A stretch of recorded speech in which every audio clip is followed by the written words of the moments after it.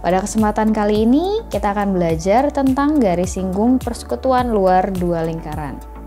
Nah, ini di depannya Caca udah ada alat peraganya ya, silahkan coba diraba. Ada apa aja nih di dalam alat peraganya? Oke, ada dua lingkaran ya. Nah, di sebelah kanan ada lingkaran yang lebih kecil dibandingkan dengan lingkaran yang di kiri kan. Oke, terus juga ada garis-garis. Nah, nanti kakak akan menjelaskan garis-garis apa ini. Oke ya, jadi bisa diraba. Nah, di alat peraganya ada lingkaran yang kanan yang lebih kecil. Nah, lingkaran yang lebih kecil ini, pastinya memiliki diameter atau diameter dan jari-jari ya.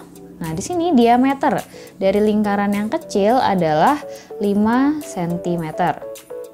Ya. Jadi diameter dari jari-jari dari lingkaran yang kecil adalah 5 cm. Nah, kemudian untuk lingkaran yang besar jari-jarinya adalah 10 cm. Nah, jadi 10 cm nih. Nah, di situ ada garis. Kalau misalnya Caca bisa temukan titik pusatnya, untuk titik pusat yang lingkaran yang kecil yang mana nih? Oke, betul yang itu ya. Nah, di situ kan juga ada simbol braille-nya nih ya, tanda huruf kapital dan B. Jadi untuk lingkaran yang kecil, nah titik pusat lingkaran kita beri nama B kapital. Nah, kemudian untuk yang satunya, yang lingkaran yang besar, di sini dia jari-jarinya 10 cm. Nah, ini kita beri titik pusatnya adalah titik A. Nah, kemudian kalau misalnya Caca bisa hubungkan antara titik A dan titik B, ada sebuah garis lurus yang menghubungkan antara titik pusat A dengan titik pusat B. Nah, ini disebut dengan jarak titik pusat ya. Di sini jarak titik pusatnya adalah 13 cm. Oke ya, seperti itu. Oke, nah terus kemudian di sini kalau misalnya kita raba lagi dari titik pusat B, kalau kita tarik garis lurus sampai ke keliling lingkaran, nah kita akan bertemu garis lagi. Nah, titik potong antara garis yang ada di luar atau yang di kelilingnya ini, nah kita sebut dengan titik C ya. Kalau kita telusuri lagi dari titik C, ada garis lurus, jadi garis lurus ke arah permukaan dari lingkaran yang besar, lingkaran yang tadi jari-jarinya 10 cm. Nah, terus ada juga pertemuan antara antara keliling dari titik pusat terus ke keliling dengan garis yang ini kita sebut dengan titik. Nah, titik potongnya di D ya. Nah, jadi ada titik D dan juga ada titik C. Oke, nah titik C dan titik D ini berarti menghubungkan atau dia garis lurus yang menghubungkan dari permukaan lingkaran yang B dan lingkaran yang A. Nah, kemudian setelah kita sudah menentukan yang ada garis, berarti garisnya kita baca lagi, ada garis AB, nah, kemudian ada garis BC, kemudian ada garis CD. Nah, berarti dari titik pusat A ke D juga ada garis AD. Nah, dari garis ini untuk garis AD dan garis BC yang tadi yang di kanan, nah betul yang itu. Nah, mereka kita sebut garisnya itu tegak lurus satu sama lain ya. Jadi BC dengan CD ini tegak lurus. Nah, mungkin bisa nih kita buktikan tegak lurusnya dengan menggunakan kertas. Nah, tepian kertas kan bentuknya sudut siku-siku ya. Kalau misalnya nih kita gunakan tepian kertas, nah kita tempatkan seperti ini. Nah, kalau misalnya kita raba, nah dia bentuknya persis ya, ini bentuk sudut siku-siku. Nah, atau bisa kita katakan garis yang CD, nah dan garis yang BC ini dia sudutnya siku-siku atau dia tegak lurus. Nah, begitupun kita coba cek yang AD dan CD. Oke, AD dan CD kita coba raba juga. Nah, AD dan CD, nah persis nih di siku-siku dari kertasnya. Jadi mereka merupakan garis yang saling tegak lurus. Oke, nah kemudian, nah setelah kita udah dapetin nih garis CD-nya, nah kan kita mau mengetahui berapa ya garis CD-nya. Nah, untuk mengetahui garis CD-nya, kita bisa menarik garis dari titik pusat B. Nah, kita tarik garis sampai ke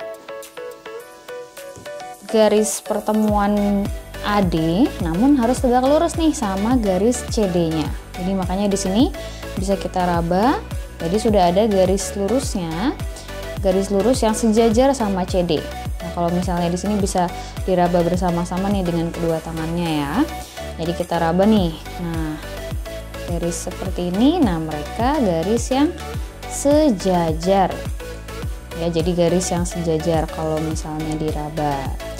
Nah, garis ini, nah pastinya dari titik B, kalau misalnya kita tarik lurus ke arah garis AD, nah kita bertemu titik potong lagi, titik potong yaitu titik potong E. Kita sebut ini titik E. Nah, kalau kita cek lagi pastinya di antara titik E atau ini berarti jadi titik BE ya. Dari sini betul ke situ. Nah, ke B berarti ini garis BE. Nah, dia tegak lurus juga dengan garis AD. Bisa kita buktikan dengan kertas ya. Nah, siku-siku kertasnya. Nah, kalau diraba,